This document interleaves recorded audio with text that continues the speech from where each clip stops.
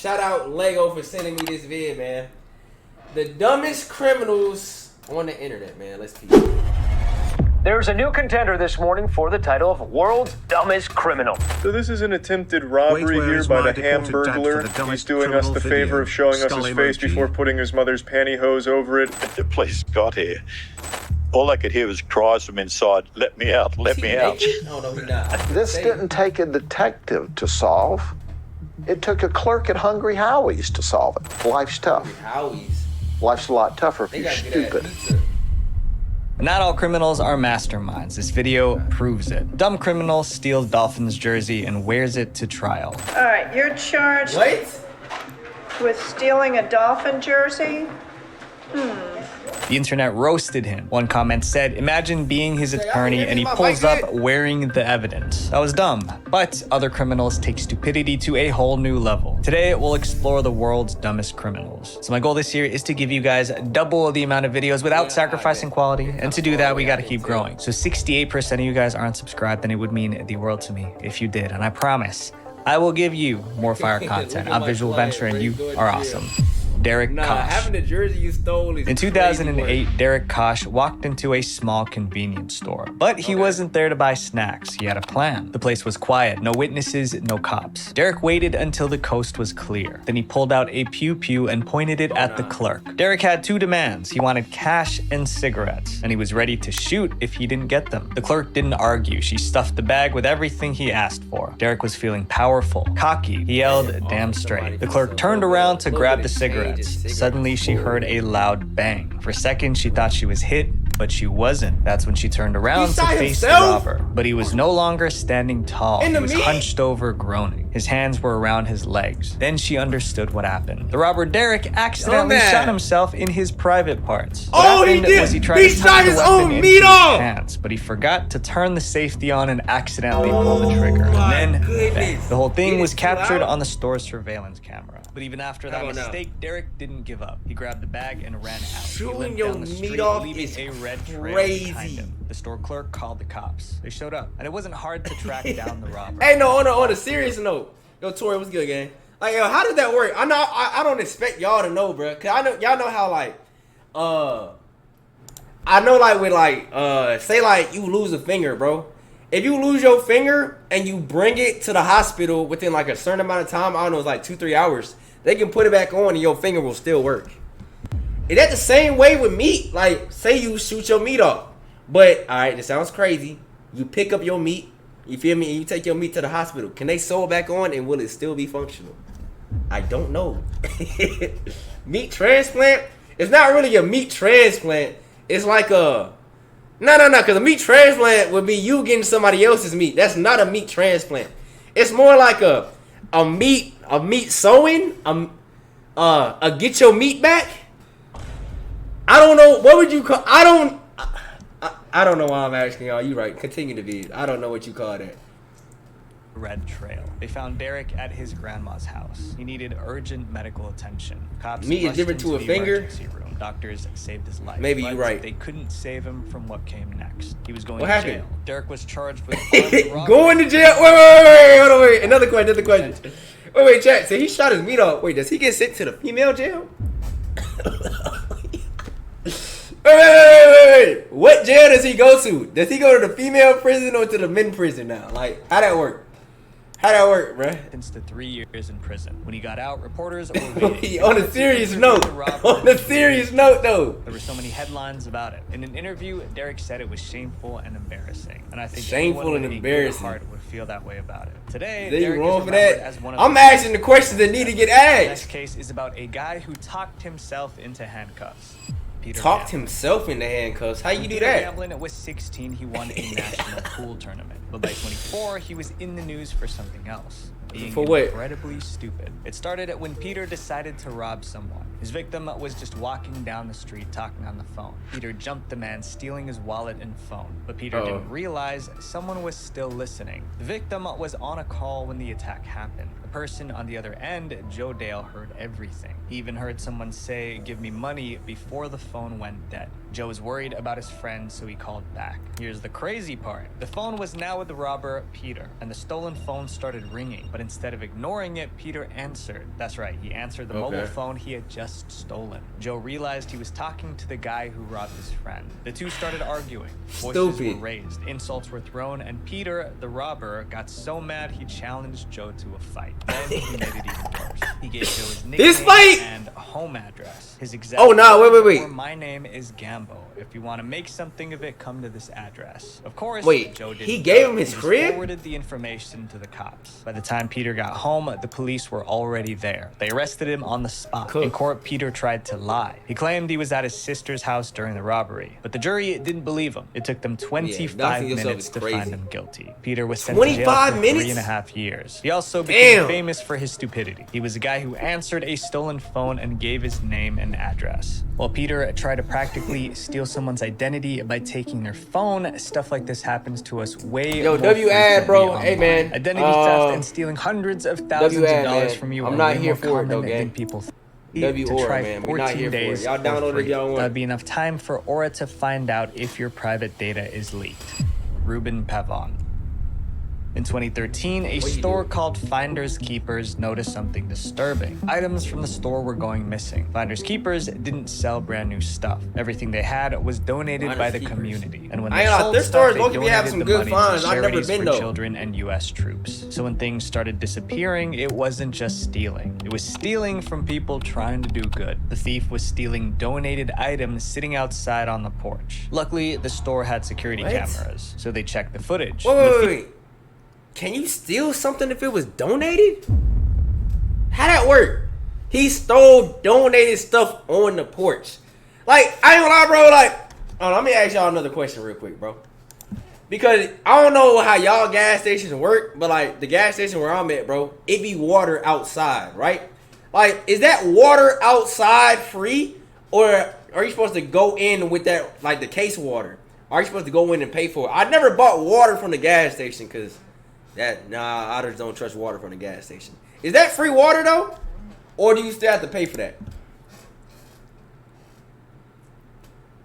Thief was right on the porch. Luckily, the store had security cameras, so they checked the footage. And the thief was right there. Was only one way to find out. Reuben Pavon. But this is my thing. How would they know it was missing though? How would they know if you stole it or not? It's outside. They don't care about it. He brought his son. Together, they took off with a barbecue grill. They gave the footage to the cops. Reuben was arrested. It was an open and shut case. But when Reuben started talking, the case went from criminal to ridiculous. Reuben blamed the store for confusing him. Reuben Pavon saw the name of Finders Keepers in Derry and presumed that the merchandise was anybody's to take away. He took the name Finders Keepers literally. He figured they probably just put stuff Hey, he not even dumb. He low-key just, he was just reading the cops didn't arrest him. But reading rules. Finders Keepers, losers, weepers, ain't it? Especially because of how Reuben took the stuff. I've never seen him in the store. He didn't appear to try to open the door to see if we were open, if anybody was there, if anybody was what even we watching there the stupidest criminals because the lights were off. So I assumed he knew that nobody was there. They even posted about it on Facebook. This man who was caught on video is saying it is all a misunderstanding. He thought everything at our store was free. Is that really the best defense he could come up with? The case went viral online. I mean, Reuben technically must have felt the pressure because he went on TV to prove he was not. What you got on? He got on the Jordan 8s. Grabbed one. You know, I thought it was there for the taking because the sign did say Finders Keepers. He even explained why he didn't hide his face. He even saw the camera that captured his image we showed you earlier this week. Oh, nah. In the end, Reuben gave everything back. Did he get arrested? That helped him avoid jail time. But okay, it didn't save him from public shame. He became the guy who robbed a charity store because of its name. His next case is about a person who was caught holding the evidence. Mark Smith. Most thieves break in, steal what they can, and get out fast. But when Mark Smith broke in, he passed out under a bed. It happened in Whitley Bay, England. A woman was at home when Mark quietly slipped inside. He had a steel bar. How you pass out under the bed? Got ugly. Luckily, she didn't see or hear him. Mark headed straight to her bedroom. He found a jewelry box and grabbed some gold earrings. But something was wrong. His eyes were heavy, his body was shutting down, and it was all his fault. Turns out, Mark took a mix of substances earlier that morning. It was now kicking in. He could barely stand. He needed to lie down. But instead of leaving, Mark did something no thief has ever done. He crawled under the bed and took a nap. He took a nap in the house he was robbing, all while the homeowner was still in the house. A few minutes. Chat, keep it real, bro. What I don't even know what to say to this. What was I gonna say, bro? I don't even know what I was gonna say. But just keep it playing. Keep it playing. Somebody said greened out mid robbery. How do you melatonin hit hard? And wait, how did she catch him? He took a nap in the house he was robbing, all while the homeowner was still in the house. A few minutes later, she walked into her bedroom and froze. There were legs sticking out from under the bed. First, she he didn't screamed, even try to hide. It didn't move. Then she shook him and yelled. Still no response. That's when she called shaking the the cops. robber? But even the police couldn't wake him up. Mark was completely knocked out. They had to Damn! drag him out by the legs. And he was still clutching a stolen pair of gold earrings. Mark Smith was arrested and taken to court. Turns out he already had a record of robbery, theft, and drunkenness. But this was robbing his first time breaking into drunk is someone's crazy. home. The judge gave him 18 months in jail. And Mark left with an important lesson. If you're gonna be a criminal, at least stay awake. This next guy started his life of crime very young. The German bank robber. Being dumb is one thing, but being dumb and cocky is a recipe for disaster. A teenager in Germany learned that lesson the hard way. In 2010, a 19-year-old robbed a small bank. He threatened the staff, grabbed the cash, and escaped. He made it home without getting caught. Then he waited. The robbery was on the news. Police were on the case. He expected the cops to kick down his door any minute, but nothing happened. The minutes turned to hours, hours turned to days, days turned into a week, and still the police had no suspects. That's when his ego exploded. He thought he was a criminal genius. He pulled off the perfect heist at 19, but instead of enjoying his freedom, he wanted to brag about it. A week after the robbery, he couldn't help himself. He sent emails. On the One gram. to the police, Emails. 2 to local newspapers. What? In the emails, he mocked the police for getting his age, height, and accent wrong. Then he pointed out that he escaped in a car, not Nigga, on you foot. He was emailed playing the games cops? with the cops, like a criminal genius. But the moment he sent those emails, he proved how dumb he was. Because it's easy they got to his find IP. out who owns an email address. The cops traced the email back to him in no time. They knew his name and where he lived. Are you He basically serious, turned gang? himself in. Days later, police arrested him in a gambling hall in Hamburg. When they put the cuffs on Bro, him, these he was people can't be completely real. shocked. But the truth was simple. He wasn't caught because the cops were smart. He was caught because he was dumb. This next criminal was a gangster in every sense of the word. Anthony Garcia. Most people hide their crimes, but Anthony Garcia put his on display. He tattooed his crime on his chest. The crime happened in 2004. Someone took the life of John Juarez outside a liquor store. No one saw who did it, and the cops had no leads. Years passed, and it became a cold case. For 4 years, nothing happened. Then, one dumb mistake revealed the culprit. In 2008, police stopped a man driving with a suspended license. His name was Anthony Garcia. It seemed like a simple traffic case, but two things made the officers take a second look. First, Garcia was linked to a gang called Revera 13. Second, he had a massive tattoo. It stretched from his neck to his chest and from arm to arm. The cops had a rule. Wait, hold on. Tattoo. It stretched from his neck to his chest and from arm. What? First off, who drew this?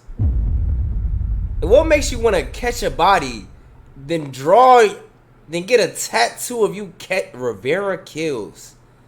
Is he serious, gang? To arm. The cops had a rule. Whenever they arrested a gang member, they took pictures of their tattoos. So when they arrested Garcia, they snapped the photo. The tattoo photo went straight into the system. Weeks later, it landed on the desk of a detective, someone who worked for the Juarez case years earlier. An investigator by the name of Yo, Kevin there's Lloyd no was just way, flipping through bruh. pictures of gang members. There's no way, just taking bruh. a look at their tattoos. When he saw Garcia's tattoo, his jaw dropped.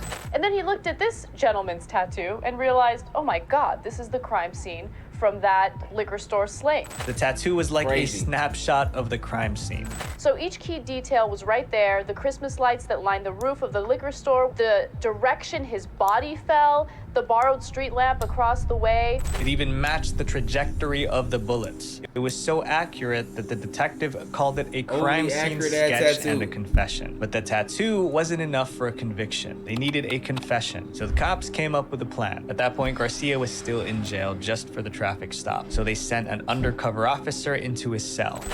Pretending as if he was also a criminal. And he's like, hey, they had dude, him I admit- like that tattoo. What's that about? And just like they hoped, Garcia started talking. And he's wild, right? He's recording everything. And But I don't trust Anthony jail at Garcia all, admits bruh. everything. You gotta worry He about bragged fake about the inmates, shooting. bruh. Explain the tattoo. Like He it's gave 60 details days in. only the culprit would know. All of it was recorded. In October 2008, Garcia was officially charged with the murder. He thought the tattoo made him look tough. Instead, he tattooed his confession on his chest. I was ready to declare him the world's dumbest guy for putting the crime scene on his chest. So like he literally can't escape. They're like, but it's right there. Some criminals leave fingerprints on a crime scene, but this next crook left his entire identity. Kenneth Morgan.